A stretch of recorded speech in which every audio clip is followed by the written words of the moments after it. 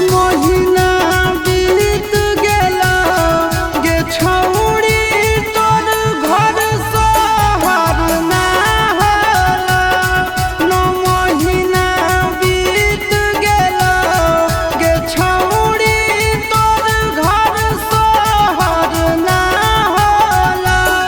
अग सखिया सहेलिया के बबुआ बुलाता हो गोदिया में हंसत खेलत हो गे छौड़ी तोर घर सोहर ना होला।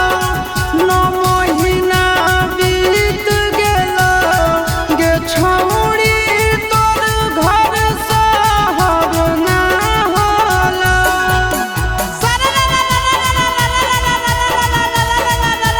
हो जगदी सरला सब घर बाटे मिठैया छौड़ी के मिठैया छौड़ी सब घर बाटे मिठैया छौड़ी बनबे तू बोल कब मैया छौड़ी बोला हाय रे हाय रे।